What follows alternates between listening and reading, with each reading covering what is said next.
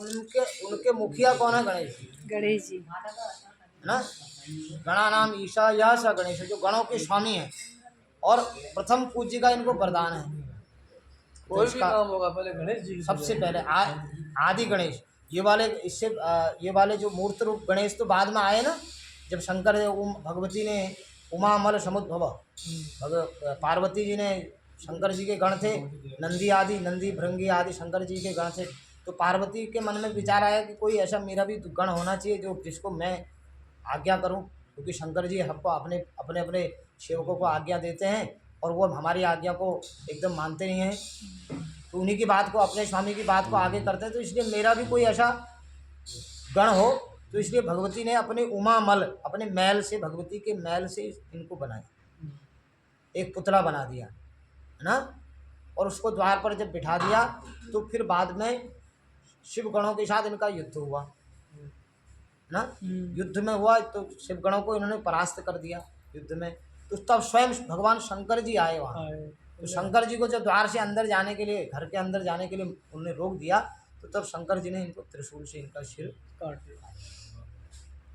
तब सिर काट दिया। तो अब माँ के सामने पुत्र की हत्या, तो भगवती ने कहा अब आप कुछ भी करिए, इसको जीवित करिए। तो तब भगवान ने कहा भाई अब तो इसका कैसे होगा, तब सिर तो चला गया था। वो सिर बताते हैं हमारे यहाँ पाताल भुवनेश्वर की तरफ को, इधर इधर बताते हैं वो सिर इधर आया। लेकिन अब क्या करें कि जीवित कैसे किया जाए। तो तब उनको भगवान शंकर ने अपने गणों को भेजा, कहा जाओ खोज के लाओ कि जो माँ अपने पुत्र की तरफ को पीट करके सोई होगी। क्या पीट करके? कि माँ को बच्चे को हमेशा सीने से लगा के रखना। आप पीठ, बच्चे की तरफ पीठ कर दोगे तो क्या पता बच्चे को कोई उठा लेगा।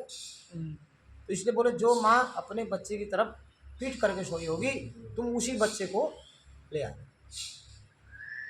तो उधर जब वो घूमने गए तो वहाँ एक हथनी जो है वो अपने बच्चे की तरफ को पीठ करके सोई हुई थी।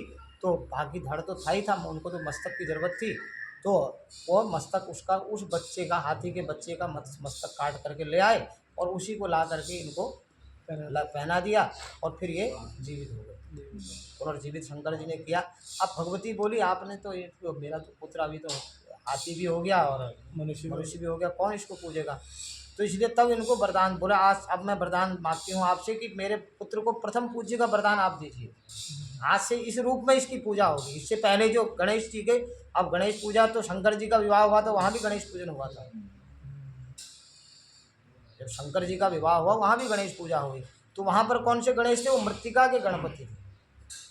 आज भी अपने पहाड़ों में आपने देखा होगा कि बहुत जगह ऐसा भी होता है कि मिट्टी का डेली रखते हैं गणेश जी की पूजा के लिए। गोबर के गोमय गणपति रखते हैं, मिट्टी के गणेश, मिट्टी का एक ढेला रखते हैं, है ना, उसके ऊपर गणेश जी का पूजन करते हैं। तो आदि में गणेश जी की पूजा उसी प्रकार से होती थी। लेकिन जब से भगवती का ये हुआ तब से उन्होंने जो है शंकर जी से प्रथम पूज्य का वरदान मिला, तो इस रूप में उनकी पूजा होती है। तो इसलिए वो हमने कहा कि ये विघ्न करता विघ्न हरता दोनों हैं। तो इसलिए हमारे कार्य में विघ्न ना करे हो, है ना। विघ्नेश्वराय वरदाय, जो विघ्नों के ईश्वर हैं। तभी अगर इनसे ये विघ्न को काटेंगे नहीं तो फल वहाँ तक नहीं पहुँचने देंगे। विघ्न कर देंगे, बीच में कोई बाधा आ जाएगी, हमारा मन नहीं लगेगा, या कोई किसी प्रकार का कोई दोष आ जाएगा, उसके कारण से हमारा कार्य जो है गड़बड़ा जाए। तो गणेश जी का इसलिए प्रथम पूज्य हैं। नित्य ही गणेश जी को तो हमेशा ही वंदन करना चाहिए। हमने स्तोत्र बताया, कुछ दिन पढ़ोगे ना, अभ्यास में हो जाएगा, याद हो जाएगा। 8 श्लोक है, कोई बड़ी बात नहीं।